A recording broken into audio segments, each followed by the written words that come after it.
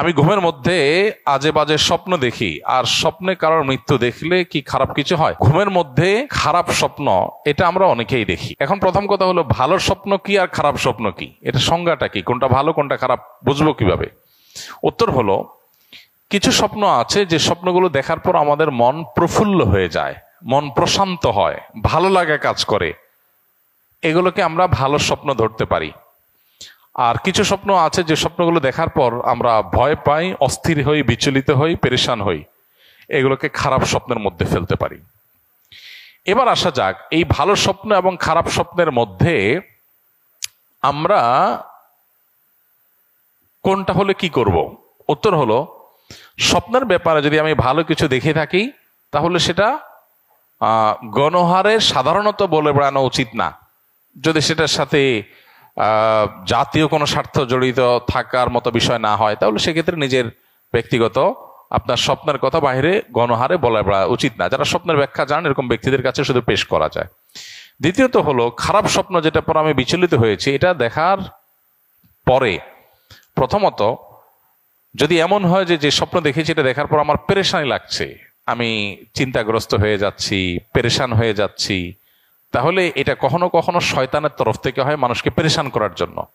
অহেতুক পেরেশানি, পরীক্ষা দিচ্ছি, দৌড়ে যাচ্ছি, বাস ছুটে যাচ্ছে, ছুটে যাচ্ছে, এগুলো বেশিরভাগ শয়তানের তরফ থেকে মানুষকে হয়রানি করার জন্য, কষ্ট দেওয়ার জন্য। এগুলো থেকে আত্মরক্ষার উপায় কি? সকাল সন্ধ্যার আমল নিয়মিত করা। ঘুমের সময় অনেকগুলো মাসনুন আমল আছে যেটা আমরা জানি না। ঘুমের সময় যত মাসনুন আমল আছে, এগুলো যদি সবগুলা কেউ করতে যায়, মিনিমাম তার 30 থেকে 40 মিনিট সময় লাগবে মিনিমাম।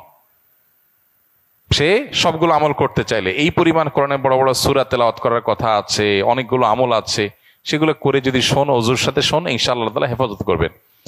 কোনো সময় শারীরিক দুর্বলতার কারণে মানুষ এই সমস্ত স্বপ্ন দেখে, সেক্ষেত্রে সেই দিকটার প্রতি বিশেষ খেয়াল রাখতে হবে, দুর্বলতা যেন না থাকে। আর কিছু কিছু স্বপ্ন আছে যেগুলো মিনিংফুল, বোঝা যায় যে এটা আমাকে বিশেষ কিছু ইন্ডিকেট করা হচ্ছে, তো সেগুলো কখনো কখনো দেখতে বা আপাত দৃষ্টিতে খারাপ স্বপ্ন মনে হলেও সেটা আসলে ব্যাখ্যায় ভালো হয়। সেটা স্বপ্নের ব্যাখ্যা বিশেষজ্ঞ যারা আছেন, এক্সপার্ট, তারা বলতে পারেন।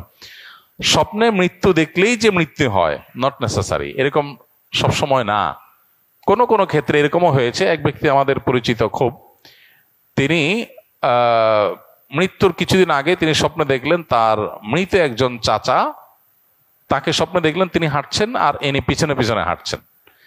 তো পেছনে পেছনে হাঁটছেন, এটা দেখার পর তিনি খুব বিচলিত হয়ে গেলেন, বললেন যে স্বপ্নটা আমার কাছে খুব মিনিংফুল মনে হচ্ছে, যে আমার মৃত চাচা, তাকে দেখলাম তিনি হাঁটছেন, কোনো কথাবার্তা নাই, এবং আমি পিছনে পিছনে যাচ্ছি, যেতে যেতে একটা সময় তিনি হারায় গেলেন, তাকে আর দেখলাম না, আমিও হারায় গেলাম। এর কিছুদিন পর দেখা গেল ওই লোকটা মারা গেছে, যিনি স্বপ্নটার কথা বলেছেন আমার কাছে, ওই লোকটা মারা গেছেন। তখন ওনার মৃত্যুর পরে বুঝে আসছে যে তিনি যে স্বপ্নটা দেখেছেন তার ব্যাখ্যা আসলে কি ছিল।